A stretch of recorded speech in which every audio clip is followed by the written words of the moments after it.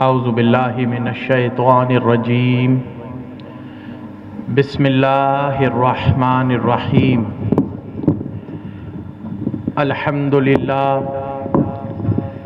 الحمدللہ وکفا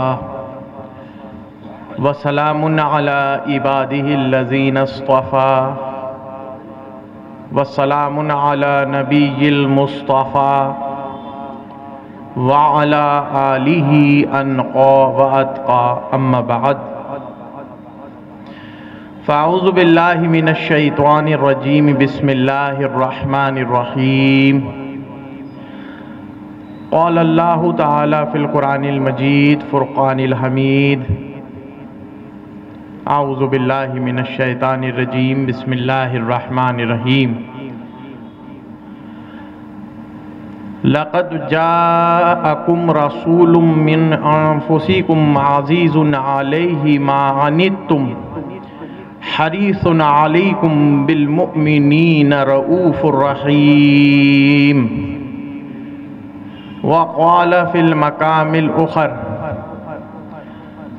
لو كنت فظا غلیظ القلب لانفضوا من حولک صدق اللہ مولانا العظیم وبلغنا رسولہ النبی امین المکین الکریم الرؤوف الرحیم ونحن على ذلك لمن الشاہدین والشاکرین اما بعد قال اللہ تعالی فی القرآن المجید فی شان عظمتہ حبیبہ الکریم ان اللہ وملائکتہ یصلون علی النبی یا ایہا الذین آمنوا صلوا علیہ وسلموا تسلیما اللہم صلی علی سیدنا وشفینا ونبینا وکریمنا مولانا محمد رسول اللہ صلی اللہ علیہ وآلہ وسلم بلغ العلا بکمالہ کشف الدجا بجمالہ حسنت جمیع خصالہ صلوا علیہ وآلہ صلو علیہ وآلہ صلو علیہ وآلہ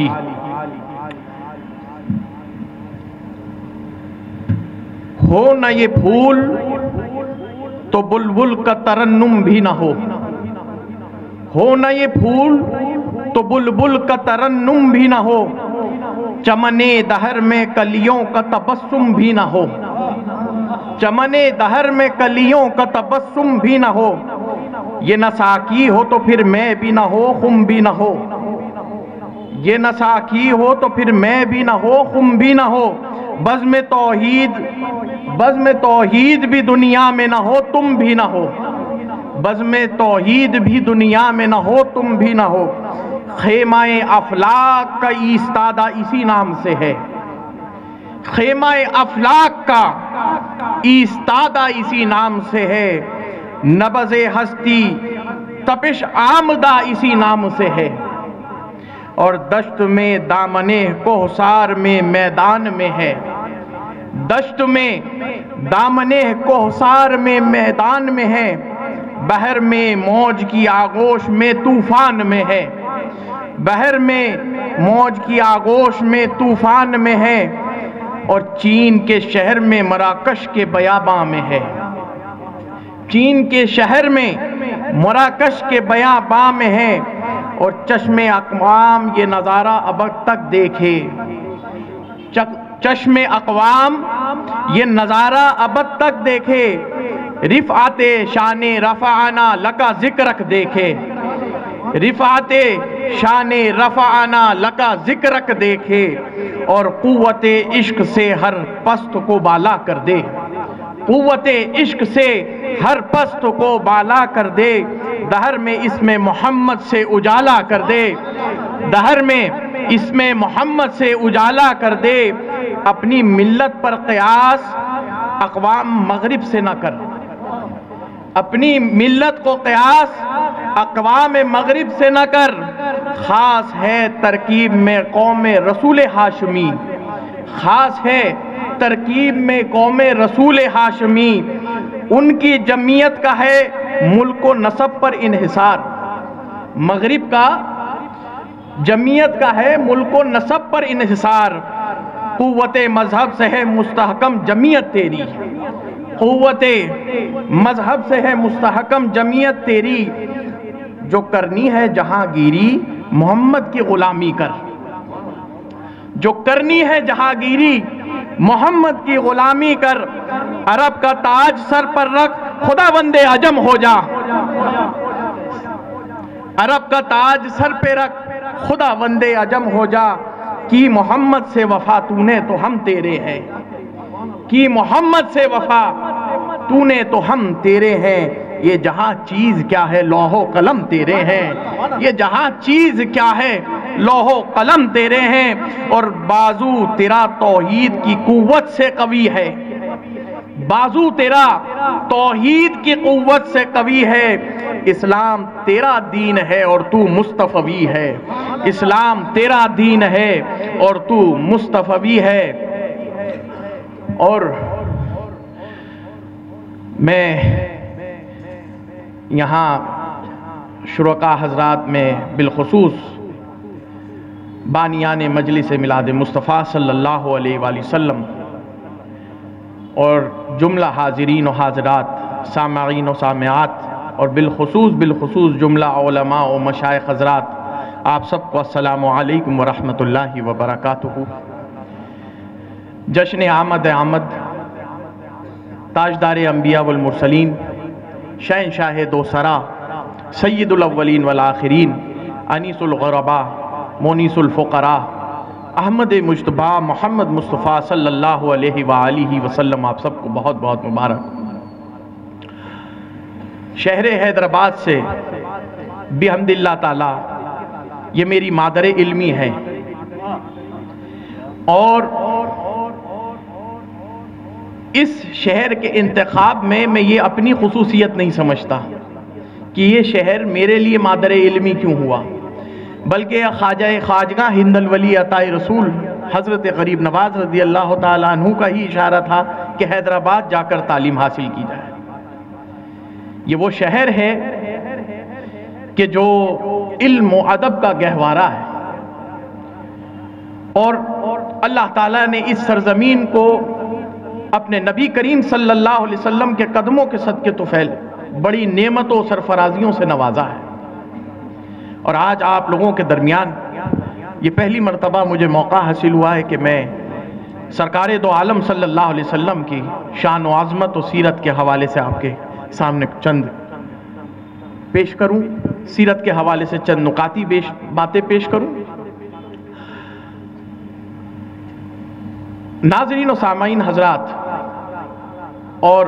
عزیزان ملت اسلامیہ، وہ کون سی چیز تھی جس نے حضرت سیدنا بلال حبشی رضی اللہ تعالیٰ عنہ کو،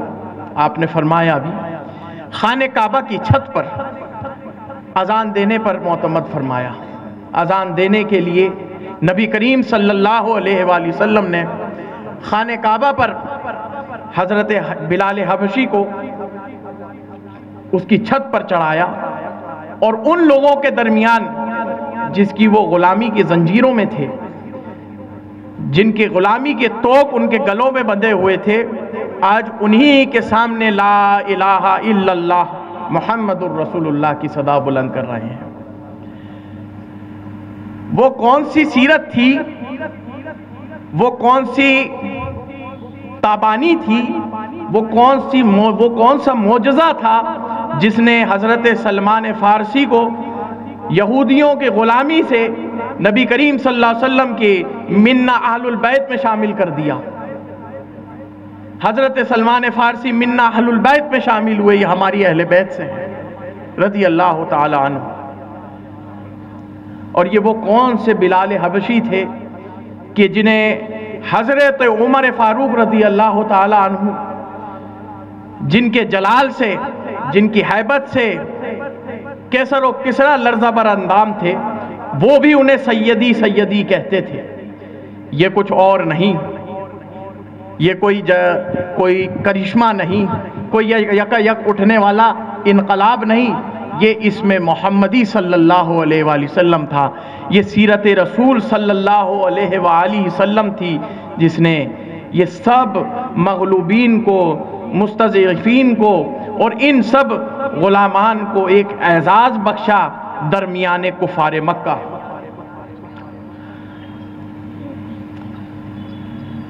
جب حبش کے بادشاہ نے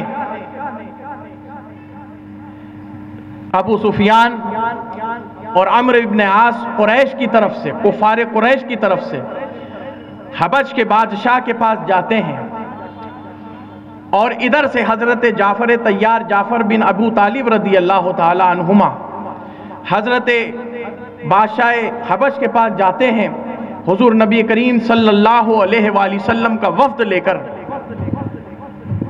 تو حبش کے بادشاہ، چونکہ بادشاہ وہ عیسائی تھا، وہ حضرت جعفر بن ابو طالب سے پوچھتا ہے کہ تمہیں ایسی کس چیز نے اپنے محبوب وطن سے ہجرت کرانے پر پریشان کیا ہے؟ تم نے اپنا دین چھوڑ دیا جو تمہارے آبا اور اجداد کا دین تھا، تم نے اپنے قوم کے ظلم و ستم برداشت کرنا شروع کر دیے، تم نے گالیاں کھانا شروع کر دی، تم نے پتھر کھانا شروع کر دیے، تمہاری قوم تم کو قبول نہیں کرتی ہے۔ آج یہ حالات تمہارے ساتھ کیوں ہو گئے ہیں؟ تم ہم سے کیا چاہتے ہو؟ ہمارے پاس کیوں آئے ہو؟ اور جو یہ اسباب بنے ان سب چیزوں کے پیچھے کہ تم معزز ہوتے ہوئے بھی آج اپنے وطن سے بے وطن ہوئے ہو اور ہمارے پاس آئے ہو، اس کے پیچھے کیا سبب ہے؟ یہ بڑا تاریخی معاملہ ہے، اور ہر تاریخ نگار نے، ہر سیرت نگار نے نبی کریم صلی اللہ علیہ وسلم کے آغاز بعثت، یہ شروع کے ایام میں جو سب سے پہلی ہجرت ہوئی حبش کی طرف مسلمانوں کی، تو یہ حبش کے بادشاہ نے ان حضرات سے استفسار کیا کہ آپ حضرات کو کن چیزوں نے ابھارا ہے کہ آپ اپنا قوم، اپنا وطن، اپنی ملت، اپنا مذہب، اپنا اعتقاد چھوڑ کر ہمارے پاس آئے؟ حضرت جعفر طیار جو حضرت علی المرتضیٰ کے بھائی ہیں، برادر ہیں، وہ جواب دیتے ہیں، ایھا الملک کننا قوما اہل الجاہلیہ نعبد الاصنام وناکل المیتۃ ونأتی الفواحش ونقطع الارحام ونوصی الجوار یاکل القوی منا الضعیف فکننا علی ذلک حتی بعث اللہ الینا رسولا الی آخر۔ یہ کافی بڑی حدیث شریف ہے جو حضرت جعفر طیار سے مروی ہے، اور اس کا میں اردو خلاصہ آپ کے سامنے پیش کرتا ہوں کہ حضرت جعفر طیار کا جو ایمان افروز خطبہ ہے حبشی کے دربار میں، وہ آج تک پائے ثبوت پر کھڑا ہوا ہے۔ حضور نبی کریم صلی اللہ علیہ وسلم کی بعثت، حضور نبی کریم صلی اللہ علیہ وآلہ وسلم کے امین و صادق اور ایک مصلح اور مصلح اور ایک دائی کی حیثیت سے جو حضور نے کردار پیش کیا ہے، مزکی اور مصلح کے حوالے سے جو آپ کا کردار پیش ہوا ہے، اس پر یہ آپ حضرت جعفر طیار کے اقوال، یہ پورا مقولہ جو آپ نے حبش کے بادشاہ کے سامنے پڑھا، یہ آپ سماعت فرمائیے۔ حضرت جعفر بن ابو طالب کہتے ہیں نجاشی کے دربار میں، اے بادشاہ، ہم لوگ جاہل تھے، بتوں کی عبادت کرتے تھے، مردار کھاتے تھے، بے حیائی کے کام کرتے تھے، رشتہ داریاں توڑتے تھے، اور پڑوسیوں سے بدسلوکی کیا کرتے تھے، اور ہم میں جو طاقتور ہوتا تھا وہ کمزور پر ظلم کرتا تھا۔ ایک رسول ہماری طرف بھیجے گئے، ایک رسول ہماری طرف بھیجے گئے جن کے نسب، صداقت، امانت اور پاک دامنی کو ہم پہچانتے تھے۔ انہوں نے ہمیں دعوت دی کہ ہم اللہ تعالیٰ کو ایک مانیں اور صرف اسی کی عبادت کریں، اور ہم اور ہمارے آبا و اجداد، انہوں نے ہمیں سچ بولنے اور امانت داری اور پاکیزگی اختیار کرنے، رشتہ داروں سے نیک سلوک کرنے اور پڑوسیوں کے ساتھ حسن سلوک کرنے، حرام کام اور خون ریزیوں چھوڑ دینے کا حکم دیا، ہمیں بے حیائی کے کام کرنے، جھوٹ بولنے، یتیم کا مال کھانے اور پاک دامن عورتوں پر زنا کی تہمت لگانے سے باز کیا، اور ہمیں حکم دیا کہ ہم صرف اللہ تعالیٰ کی عبادت کریں اور اس کے ساتھ کسی کو شریک نہ ٹھہرائیں، نماز پڑھیں، روزہ رکھیں، زکوٰۃ ادا کریں، حج کریں۔ پھر ہم نے ان کی تصدیق کی، ان پر ایمان لے آئے، اور جو دین وہ لے کر آئے ہم نے اس کی پیروی کی۔ یہ سب پڑھنے کا آپ کے سامنے مطلب اور منشا یہ تھا کہ نبی کریم صلی اللہ علیہ وآلہ وسلم کی بعثت مبارک یہ اللہ رب العزت کی وحدانیت اور اس کی یکتائی کی گواہی کے ساتھ اور اپنے رسول آخر الزماں ہونے کے ساتھ یہ تھی کہ آپ نے جو معاشرے کے اندر جرائم پھیلے ہوئے تھے، جو معاشرے میں بدسلوکیاں اور بے ادبیاں اور بے حیائیاں پھیلی ہوئی تھی، اور جو معاشرہ ظلم و ستم کا مارا تھا، وہ صحرائے عرب جس پر ہر قسم کے سفاک اور قاتل اور بدقماش بدو قسم کے لوگ رہتے تھے، یہ انقلاب حضور صلی اللہ علیہ وآلہ وسلم کی سیرت نے اس صحرائے عرب میں پیدا کیا کہ آپ کے امزاد ایک حبش کے بادشاہ کے سامنے یہ وحدانیت کے ساتھ ساتھ اسوہ حسنہ پیش کرتے ہیں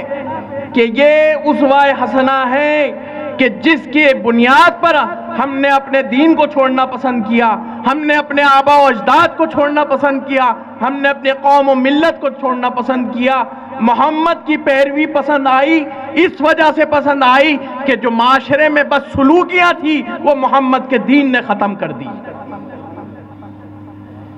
صلی اللہ علیہ وآلہ وسلم۔ قرآن مجید رسول عربی صلی اللہ علیہ وسلم کی نعت پڑھتے ہوئے قرآن مجید کی میں نے آیت آپ کے سامنے جو پڑھی، اللہ تبارک و تعالیٰ ارشاد فرماتا ہے تمہارے درمیان میں سے ہم نے رسول عربی کو بھیجا ہے۔ تمہارے درمیان تم لوگوں میں سے ہیں وہ، ان کی سماجی، ان کی اقتصادی، ان کی زندگی جو قبل بعثت اور رسالت تھی وہ تم لوگ ملاحظہ فرما چکے ہو۔ اسی وجہ سے یہاں لفظ استعمال کیا من انفسکم، تمہارے درمیان میں سے وہ رسول ہوں گے، تمہارے درمیان میں سے وہ رسول ہیں۔ عزیز علیکم ما عنتم، جو چیزیں تم پر گرا گزرتی ہیں اس کے لیے وہ بہت پریشان ہوتے ہیں۔ آپ قرآن جس خوبصورتی کے ساتھ حضور کی توصیف اور ثنا فرما رہا ہے کہ جو چیزیں امت پر گرا گزرتی ہیں رسول پر تم سے پہلے گرا گزرتا ہے، جو تم پر بھاری ہوتی ہیں، جو چیز تم کو پریشان کرتی ہیں، چاہے وہ تمہاری روحانی زندگی ہو یا ظاہری حیات ہو، جو چیز تمہیں پریشان کرتی ہے رسول کو بڑا گرا گزرتا ہے۔ عزیز علیہ ما عنتم حریص علیکم بالمؤمنین رؤوف الرحیم، اور حریص ہیں، طالب ہیں، محمد عربی چاہتے ہیں کہ کسی طرح تمہیں یہ بد معاشرے سے، یہ جہنم کے عذاب سے چھڑا کر جنت کی طرف لے جائیں۔ اس قدر حریص ہیں کہ وہ ساری پریشانیاں، وہ سارے ظلم و ستم اور وہ سارے آپ کے ساتھ جو دشنام ترازیاں اہل مکہ نے کی، آپ نے اس کی پرواہ نہیں کی۔ آپ نے ایک داعی اور مصلح اور ایک پیغمبر کی حیثیت سے اس معاشرے کے سدھار کے لیے، اس معاشرے کی بدقسمتی کو خوش قسمتی میں تبدیل کرنے کے لیے نبی آخر الزماں صلی اللہ علیہ وسلم حریص رہے ہیں۔ لفظ حریص خود میں یہ دلالت کرتا ہے کہ بہت زیادہ طلب رکھنے والے، بہت زیادہ طلب رکھنے والے۔ ایک ماں باپ ہوتے ہیں جو اپنے بچے سے طلب رکھتے ہیں، وہاں حریص لفظ استعمال نہیں کیا جائے گا۔ ماں باپ اپنے بچوں کی اچھائی کے لیے، ان کی اچھی تعلیم کے لیے، ان کی اچھی تربیت کے لیے، ان کی خوش زندگی کے لیے، ان کے اچھے اخلاق کے لیے، ان کی زندگی، ظاہری زندگی کی تمام حوائج کو پورا کرنے کے لیے ماں باپ طالب ہوتے ہیں، اس کو پورا کرنے کے لیے طالب ہوتے ہیں، حریص نہیں ہوتے. لیکن نبی کا یہ منصب ہے کہ تمہارے ماں باپ بھی اور ہمارے ماں باپ بھی ان پر قربان، کہ وہ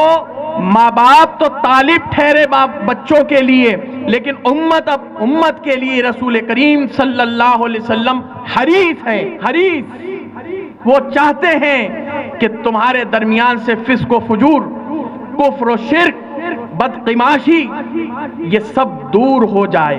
اور تم بالکل پاک صاف ہو کے ایک قوم بن جاؤ، ایک قوم ایک پلیٹ فارم پر جمع ہو جاؤ. دوسری آیت جو آپ کے سامنے تلاوت کی، اس میں اللہ تبارک و تعالیٰ کہتا ہے لو کنت فظا غلیظ القلب لانفضوا من حولک. اگر اے نبی کریم صلی اللہ علیہ وسلم، اے حبیب، اے محبوب، اگر آپ سخت دل کے کج طبیعت کے حامل ہوتے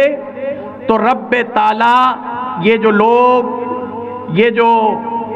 پروانے ہیں شمع رسالت کے، یہ آپ کے سامنے نہ ہوتے، یہ آپ سے دور بھاگتے ہوتے. یہ آپ کی خوش سیرتی ہے، یہ آپ کی خوش اسلوبی ہے، یہ آپ کی سیرت کا حسن و جمال ہے کہ حضور صلی اللہ علیہ وسلم اتنے رقیق القلب ہیں، اتنے رؤوف و رحیم ہیں، اتنے مشفق و مہربان ہیں، اتنے مشفق و مہربان ہیں کہ وہ گندی طبیعت کے، کج طبیعت کے، تنگ نظریے کے، سخت دلی کے شکار نہیں ہیں.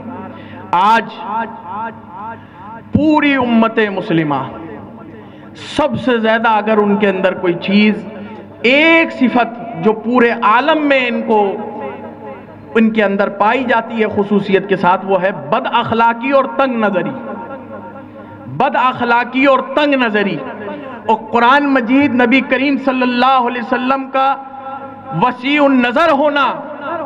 اور خوش اخلاق ہونے کا علم دیتا ہے، عمل کا پیغام دیتا ہے. ایک مرتبہ کی بات ہے، بڑے بڑے سیاستداں ہوتے ہیں، بڑے بڑے علماء ہوتے ہیں، بڑے بڑے پیران ہوتے ہیں، مشائخ ہوتے ہیں. بے شمار میں خلوص بھی ہوتا ہے، اکثریت میں خلوص نہیں ہوتا. جو مالدار شخص ہوتا ہے اس کی تو بڑی خیر خواہی کرتے ہیں، بڑا ان سے خوش اسلوبی کے ساتھ ملتے ہیں. لیکن وہ لوگ جو غریبوں کا طبقہ ہے، مساکین و فقراء کا طبقہ ہے، وہ جو مستضعفین کا طبقہ ہے، جو غرباء کا طبقہ ہے، ان سے ان کی خوش اسلوبی کچھ بدلنے لگتی ہے. یا بسا اوقات یہ ہوتا ہے کہ وہ ان کے دروازے پہ ہی کھڑے اور ملنے کا اوقات نہیں ہوتے. لیکن آئیے نبی کریم صلی اللہ علیہ وسلم کی سیرت دیکھتے ہیں.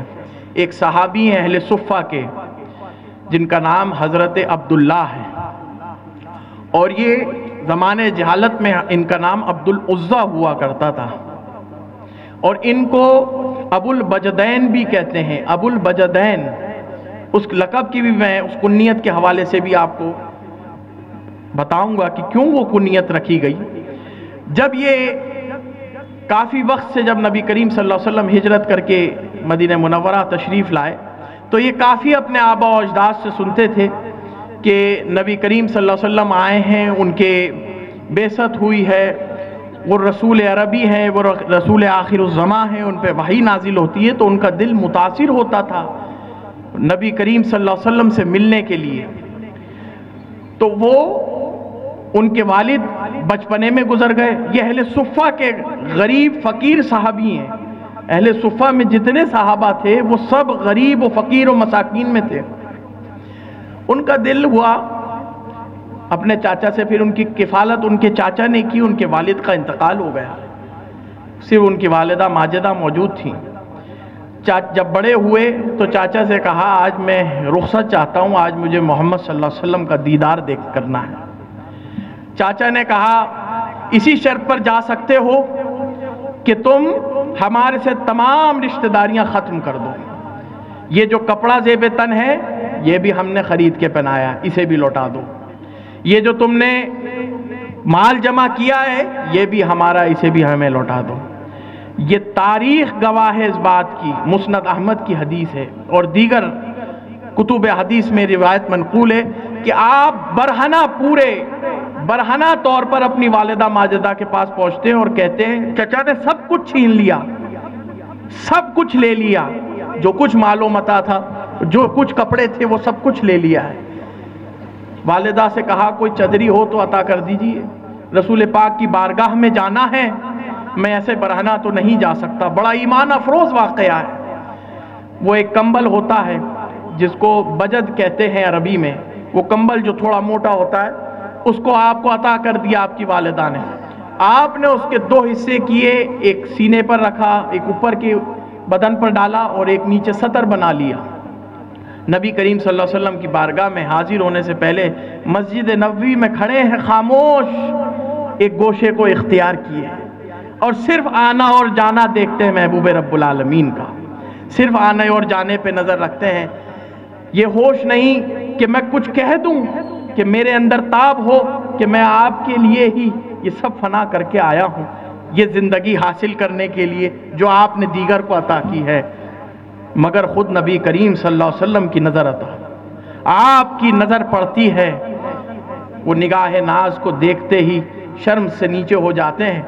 آنکھوں کو نیچے کرتے ہیں، رسول پاک صلی اللہ علیہ وسلم اپنے پاس بلاتے ہیں اور کہتے ہیں تمہارا نام کیا ہے، تم کس وجہ سے آئے؟ کہتے ہیں ہمارا نام عبدالعزیٰ ہے۔ تو آپ کہتے ہیں آج سے تمہارا نام عبداللہ ہے اور تمہاری کنیت ذوالبجدین ہے۔ یہ جو دو تم نے چادریاں ڈالی ہیں، رشک قابل رشک جو حضور کی کنیت اور دیے ہوئے نام ہوتے تھے، ہر صحابی خوش ہوتے تھے۔ ایک وقت یہ آیا کہ جنگ تبوک کا جب وقت آیا ہے، جنگ تبوک ایک عظیم جنگ ہے معرکہ اسلامیہ میں، تو جب وقت آیا ہے تو یہ بھی تیار ہو کے غزوے کے لیے نکلتے ہیں۔ حالات یہ ہیں کہ مسلسل صوم وصال پر ہیں، کئیوں دنوں سے کھانا نہیں ملا ہے، پیٹ پر پتھر بندھا ہوا ہے اور جس کپڑے کے اندر آئے تھے وہ آج بھی وہی کپڑا پہنے ہوئے ہیں، کوئی سر و سامانی دنیا کی نہیں ہے، لیکن جذبہ ایمانی یہ کہ رسول اللہ آج جنگ تبوک پہ جا رہا ہوں، شہادت کی دعا فرما دیں، شہادت لے جاؤں۔ ایسی کون سی فضیلت سے، ایسے کون سے مناقب سے اللہ تعالیٰ نے ان کو آراستہ نہیں کیا تھا کہ آج جام شہادت نوش کرنے کی طلب ہوئی۔ بتائیے چلتا ہے اس واقعے سے کہ جام شہادت کا نوش کرنا ہر کس و ناکس کی بات نہیں، ہر کس و ناکس کی بات نہیں۔ بسا وہ بہت عمرہ بڑے بڑے پیسے والے ایک طرف، اور بسا ایک طرف وہ اہل صفہ کا فقیر جس کی طلب میں دیدار رسول بھی ہے اور جام شہادت کا نوش کرنا بھی ہے۔ یہ ہے جذبہ ایمانی۔ تو حضرت نبی کریم صلی اللہ علیہ وسلم مسکرائے اور فرمایا کہ جاؤ جھاڑ پر سے ایک پتے لے کر آؤ، یہ کھجور کی چھال لے آؤ۔ وہ کھجور کی چھال لائے، آپ نے ان کے بازو پر اس کھجور کی چھال سے کچھ پڑا اور یہ کہا کہ جاؤ تم مارکے تک پہنچنے سے پہلے بخار سے شہید ہو جاؤ گے۔ آپ بخار سے شہید ہو گئے۔ ایسا ہی ہوا جو صادق المصدوق نے کہا، تبوک تک پہنچنے سے پہلے بخار میں مبتلا ہوئے اور حضرت عبداللہ ذوالبجدین شہید ہو گئے۔ آپ نبی کریم صلی اللہ علیہ وآلہ وسلم نے ارشاد فرمایا کہ جب ان کا جنازہ لے کر آیا گیا تو حضرت ایک طرف ابو بکر صدیق رضی اللہ عنہ ہے، ایک طرف حضرت عمر فاروق رضی اللہ تعالی عنہ ہے۔ آپ نے فرمایا کہ ان کے تدفین و تکفین کا سامان کیجئے اور انہیں دفنایا گیا، اور خود نبی کریم صلی اللہ علیہ وسلم مزار اقدس میں اترے اور دفنایا اور لوگوں کو یہ دکھایا کہ اسوہ حسنہ پیغمبر یہ ہے، رسول کی سیرت یہ ہے کہ مالدار اور اہل ثروت جو آپ کے ارد گرد تھے، آپ کی شمع رسالت کے پروانے تھے، وہ بھی اس فقیر کے جنازے میں کھڑے ہیں اور خود رسول عربی اس جنازے کو پڑھانے والے ہیں۔ یہ ہے آپ کی شخصیت، ورنہ کون آج اس قدر فقیر، اس قدر غربت الوطنی کا شکار، اس قدر جس کے پاس نہ کوئی مال و متاع ہے، اور اس کی جنازے کی نماز بھی پڑھائے اور پوری امت کو ترغیب کرے کہ یہ اللہ کے راہ میں شہید ہونے والا یہ میرا محبوب ہے، یہ میری راہ میں شہید ہوا ہے۔ یہ رسول کریم صلی اللہ علیہ وآلہ وسلم کی سیرت طیبہ ہے کہ آپ اپنے فقراء مہاجرین و انصار کا بھی خیال کرتے تھے، ان کی طبیعت سازی بھی کرتے تھے، ان کی باز پرسی بھی کرتے تھے۔ خالی جو بڑے بڑے لوگ اور جو مالدار لوگ تھے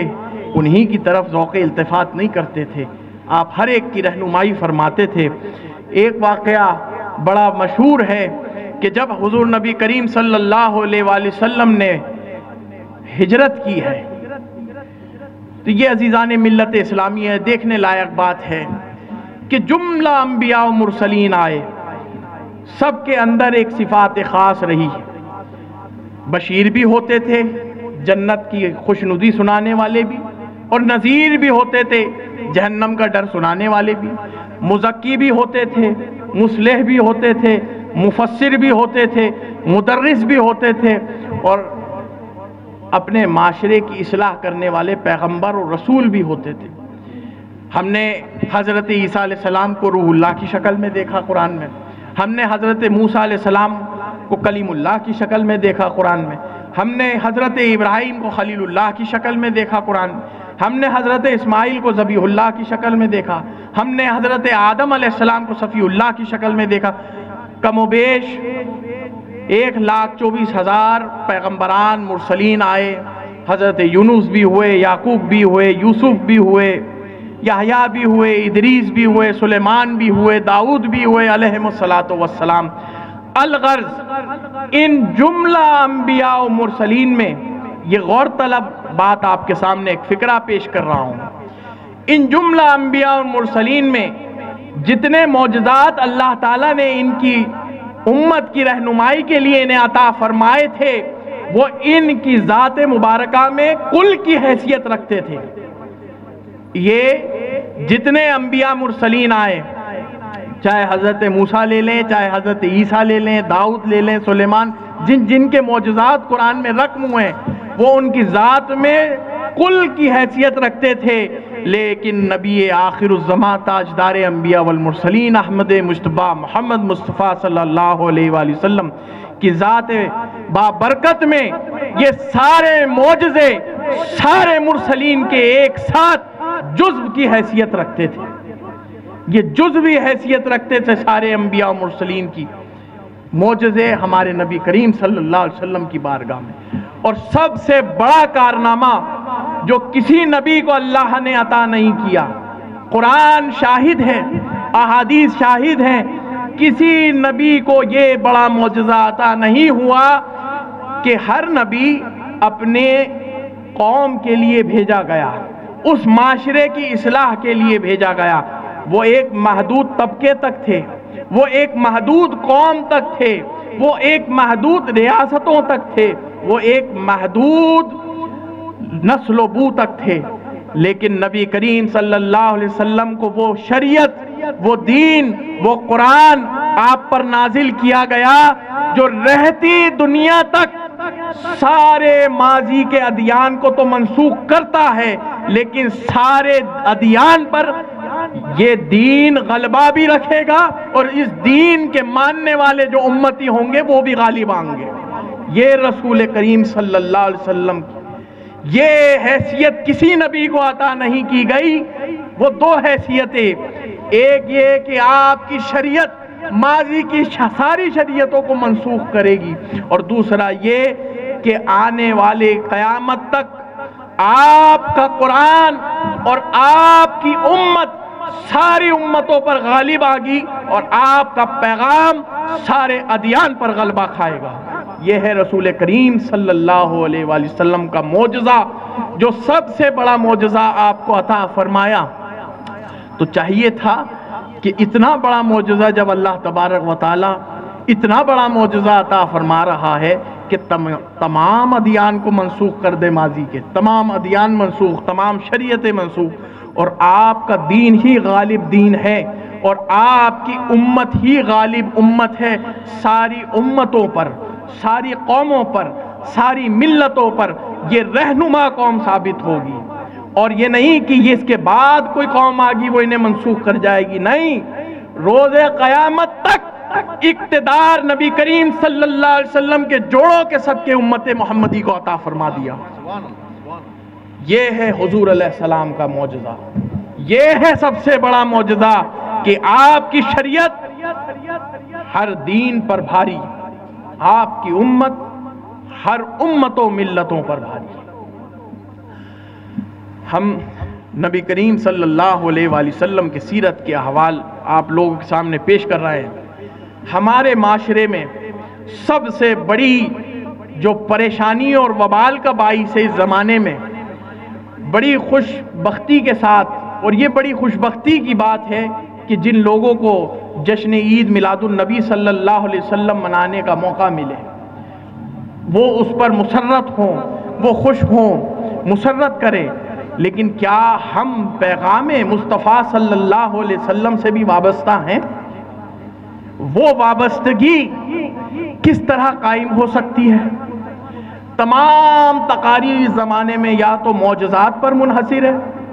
یا تو معجزات پر منحصر ہے، یا پھر اپنے اپنے توصیف اور اپنے اپنے معاملات بیان کرنے میں۔ نبی کریم صلی اللہ علیہ وسلم کو جو حیات طیبہ عطا کی گئی، لقد کان لکم فی رسول اللہ اسوۃ حسنہ، آپ لوگوں کے درمیان صرف پیغمبر آخر الزماں کی حیات طیبہ ہی نمونہ عمل ہے، اسی پر عمل کر کے آپ دونوں جہاں کی کامیابیاں پا سکتے ہیں، اسی پر عمل کرتے ہوئے۔ آئیے ایک حدیث شریف اور آپ کے سامنے پیش کرنے لگا۔ ایک بدو تھا، چونکہ ہم سیرت اور آپ کی اخلاق کریمہ کے اوپر بات کر رہے ہیں، جس کا حوالہ قرآن دے رہا ہے، رؤوف الرحیم، مہربان ہے، مشفق ہیں اپنی امت پر، اور سخت دل سخت طبیعت والے نہیں ہیں۔ حدیث شریف میں آتا ہے کہ ایک بدو عرب میں اس کو کہتے ہیں جو بڑے تنگ مزاج، ایک تو تھے اہل عرب، وہ عام عربی سے ہٹ کر ہوتے تھے، وہ گاؤں اور دیہاتوں کے لوگ ہوتے تھے جو بڑے سخت قسم کے لوگ ہوتے تھے، بڑے قاتل اور سفاک قسم کے لوگ ہوتے تھے، اور بڑے مجرم ہوتے تھے، اور بڑے گستاخانہ اور بے ادبانہ جملے استعمال کرتے تھے نبی کی بارگاہ میں۔ بدو ایسے لوگ تھے عرب کے۔ جب ایک بدو نبی کریم صلی اللہ علیہ وسلم کی بارگاہ میں حاضر ہوتا ہے، وہ کہتا ہے آپ مجھے آپ کی بارگاہ سے کچھ عطا فرمائیے۔ آپ کو جو میسر آیا آپ نے عطا فرما دیا۔ اس کے بعد آپ اس سے پوچھتے ہیں کہ میں نے تیرے ساتھ کچھ احسان کا معاملہ کیا ہے؟ اس بدو سے پوچھتے ہیں کہ آپ کے ساتھ ہم نے کوئی احسان کا معاملہ کیا ہے؟ چونکہ بہت قلیل مقدار کے اندر حضور کے پاس سامان میسر تھا، وہ آپ نے اس بدو کو عطا کیا، تو بدو انکار کرتا ہے، کہتا ہے نہیں، آپ نے نہ کوئی مجھ پر احسان کیا ہے اور نہ میرے لیے کوئی تعجب کی بات ہے جو آپ نے مجھے عطا کیا۔ اس قدر جری ہوتے تھے، اس قدر بے ادب ہوتے تھے کہ انہیں پتہ ہی نہیں ہوتا تھا کہ ہم کس کے سامنے بیٹھے ہیں اور کس کے سامنے نہیں، مطلب بے ادبی کا شکار تھے یہ لوگ۔ تو نبی کریم صلی اللہ علیہ وسلم مسکرائے، تو صحابہ اکرام نے سب نے مل کر اس پر حملہ کرنا چاہا کہ اس نے بڑی بے ادبی اور جسارت کی نبی کی بارگاہ میں۔ نبی کریم صلی اللہ علیہ وسلم نے کہا رک جاؤ، اپنی جگہ پر رک جاؤ، اپنی جگہ پر رک جاؤ، اور کہا کچھ دیر بعد انہیں میرے حجرے بھیجنا۔ آپ نے اسے اپنے حجرے انور پر طلب فرمایا، اور پھر اسے کچھ اپنے حجرے سے کچھ عطا کیا۔ پھر جب عطا کیا تو اس بدو سے پوچھا آپ تو خوش ہے؟ تو اس نے کہا سلام علیک من اہلی و عشیرہ، آپ پر سلام ہو میرے اہل و عیال کی طرف سے بھی۔ تو وہ خوش ہو گیا۔ حضور نبی کریم صلی اللہ علیہ وسلم نے فرمایا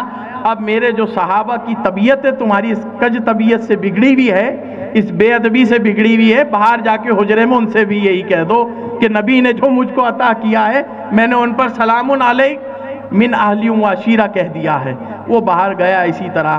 اس نے نبی کریم صلی اللہ علیہ وسلم کی شان میں بول دیا کہ میں نے جو کچھ مجھے عطا کیا ہے میں اس کے لیے اب خوش ہوں۔ رسول کریم صلی اللہ علیہ وسلم منبر پر تشریف آوری رکھتے ہیں۔ جلوہ افروز ہو کر فرماتے ہیں معاشرہ قریش یہ سننے لائق بات ہے، اے مسلمانوں تم اس اونٹنی کے مانند ہو جو اپنے مالک سے بھاگ گئی۔ بڑی عجیب، بڑی کیفیت والی بات ہے، متکیف کرنے والی بات ہے۔ تم اس اونٹنی کے مانند ہو جو اپنی مستانہ چال چل کے اپنے مالک سے جدا ہو گئی اور اسے معلوم نہیں کہ اس کے مالک سے جدا ہو گئی۔ لوگ پیچھے پیچھے دوڑتے ہیں، یہاں تشبیہ مالک سے رسول نے اپنے کو دی ہے، رسول کریم صلی اللہ علیہ وسلم نے یہاں تشبیہ مالک سے اپنے کو دی ہے، اس اونٹنی کی تشبیہ امت کو دی ہے، اور جو مارنے والے ہیں وہ صحابہ اکرام ہیں کہ لوگ اس کو جو اس کو پکڑنے آ رہے ہیں اس کو بلا رہے ہیں، وہ نہیں آ رہی، وہ بھاگ گئی، وہ کسی کی آواز سے مانوس نہیں، وہ اونٹنی کسی کو جانتی نہیں، وہ کسی کی خرامہ چال کو بھی نہیں پہچانتی، وہ تو نکل گئی مستانی چال میں۔ نبی کریم صلی اللہ علیہ وسلم کہتے ہیں یہ خبر اس کے مالک کو ہوتی ہے، وہ دوڑا دوڑا آتا ہے اور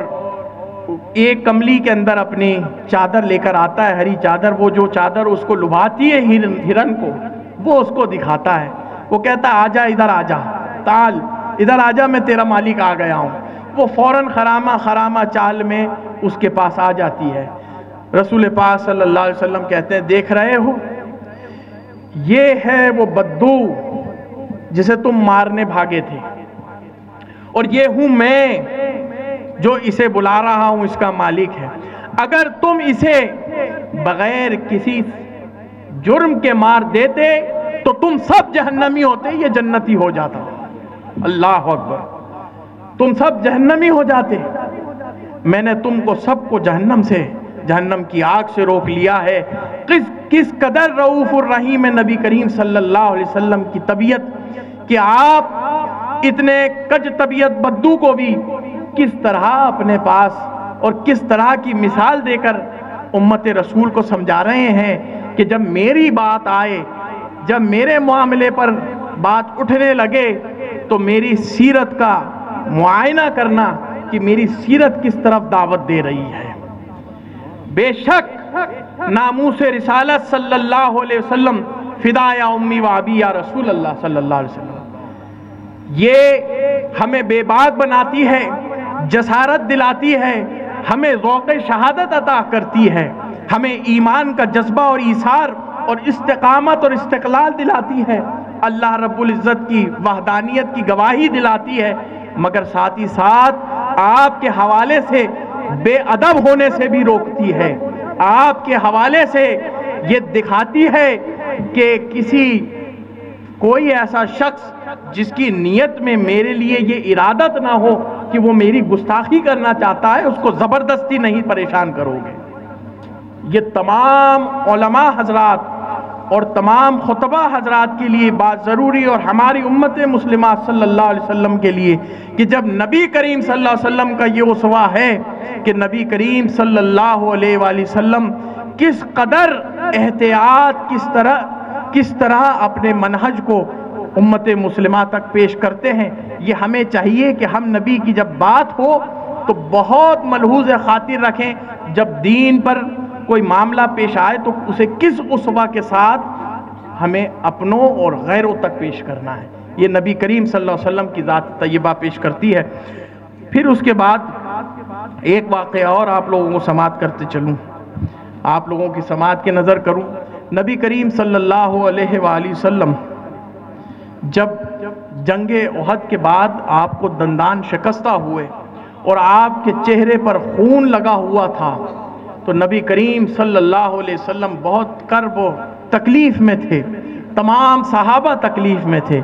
تمام صحابہ کی یہ دعا تھی یا رسول اللہ آج ہر حال میں آپ ان حضرات کے لیے بد دعا کر دیں جن حضرات نے آپ کا یہ حال کیا ہے، یہاں دندان شکستہ کیے ہیں۔ رسول کریم صلی اللہ علیہ وسلم کی حدیث مبارکہ آپ لوگوں کے سامنے پڑھنے لگا ہوں۔ آپ فرماتے ہیں ان النبی صلی اللہ علیہ وآلہ وسلم لما کسرت رباعیتہ وشج وجہہ یوم احد شک ذلک علی اصحابہ شدیدا وقالوا لو دعوت علیہم فقال انی لم ابعث لعانا ولکنی بعثت داعیا ورحمتا اللہم اہد قومی فإنہم لا یعلمون، کتنے خوبصورت جملے حضور نبی کریم صلی اللہ علیہ وسلم نے استعمال کیے ہیں. اے میرے اصحاب، بے شک تم پر گرا گزرتا ہے کہ انہوں نے مجھے سخت تکلیف پہنچائی ہے، لیکن یہ جان لو کہ مجھے لعنت کرنے والا، دشنام ترازی کرنے والا، سب و شتم کرنے والا بنا کر نہیں، بلکہ رحمت پڑھنے والا، رحمت بھیجنے والا بنا کر بھیجا گیا ہے. میں ان کے لیے دعا کرتا ہوں کہ اللہ تبارک و تعالی ان کی آئندہ آنے والی نسلوں کو ہدایت عطا فرمائے گا. اسی سے ملتا جھلتا ایک اور واقعہ ہے. حضرت جبریل علیہ السلام جب اہل طائف کے لیے کہتے ہیں کہ ملک جبل یعنی پہاڑوں کا بادشاہ جو ہے، پہاڑوں کا جو فرشتہ ہے، اگر آپ اس کو چاہیں تو بلا لیں، وہ اس پہاڑ کے درمیان اس اہل طائف کو پیس کے رکھ دے گا. نبی کریم صلی اللہ علیہ وسلم کا اسوہ حسنہ یہ تھا کہ آپ نے ارشاد فرمایا ہرگز نہیں، میں عنقریب دیکھ رہا ہوں نگاہ نبوت سے کہ عنقریب آنے والی یہی قوم مجھ پر ایمان لائے گی اور مجھ اللہ کی وحدانیت پر یقین کرے گی. میں امت مسلمہ سے مخاطب ہوں. اس وقت جو سب سے ضروری پیغام ہے وہ ہے نبی کریم صلی اللہ علیہ وآلہ وسلم کا اسوہ حسنہ. خصوصی طور پر وہ پہلو جو 13 سال نبی کریم صلی اللہ علیہ وسلم نے مکے کی صعوبتیں اور پریشانیاں، اور بالخصوص شیبہ ابی طالب میں جو 3 سال پریشانیاں برداشت کریں، فاقہ کش ہوئے اور محاصرے ہوئے آپ کی اقتصادی اور سماجی زندگی پر، اس سے سبق لینے کی ضرورت ہے.